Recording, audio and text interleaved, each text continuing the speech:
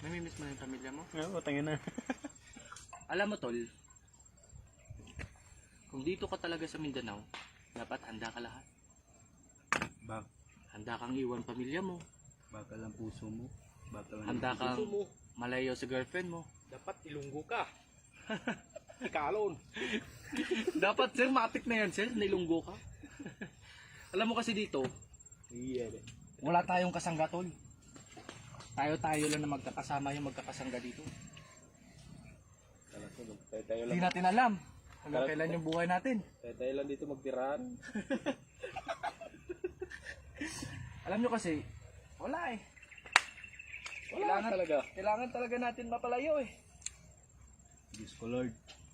Talagang ganun, eh, mahirap naman talaga tayo. Kaya nga, kapag dito ka na ma-assign, expect ka na baka wala ka nang balikan sa pag-uwi mo. Kasi baka yung girlfriend mo, Yung ano ng iba. tinangay na ni kumpare. Grabe no. Di natin alam. Ala, Pag tinangay na ni kumpare, wag lang pilayan. Mahalata na. Pag napilayan, alam na. pero si kumpare, kapag magkita kami, iatid ko pa sa kanya. Tangin ng kumpare to. Ano ba tong buhay natin dito? Mahirap niya, no? Kumakatok sa kumpare sa bahay. Tok. Oh, Mark. Ayun si kumpare. Ay, wala, Pards. Pwede mag-inom dito? Patay na naman tayo mga sundalo nito. Bili sa Red Horse. Bakit? Dinali lang si kumpare ng Red Horse. Ay, tangin. Bili ng balot, pulutan. Wala na. Inuman tayo, Mare. May picture pa naman doon na naka-uniform.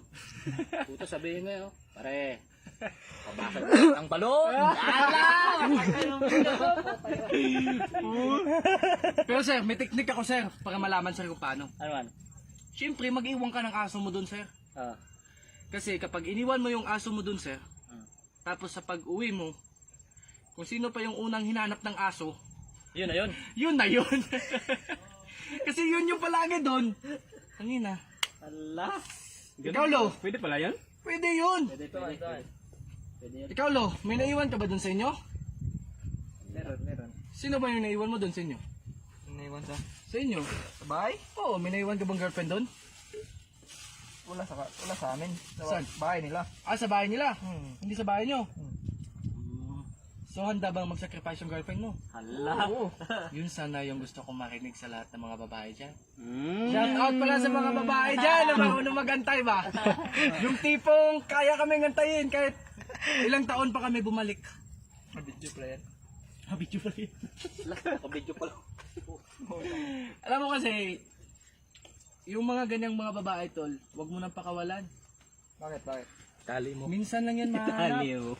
Tali mo. Yung Tali tipong mo na. kaya kang antayin. Tali mo na. Yung mga babae pa kaya ngayon na kahit ilang taon kami bumalik, andyan pa rin nag-aantay. Yes, I do. Ikaw Lo, sa iyong palagay. Yung mga bungi.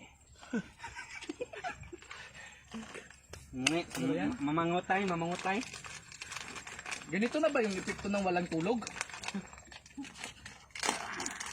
Yung Yung tipong kakabantay sa kanila? Para lang yung maging payapa? Grabe ka hugot ba, oy?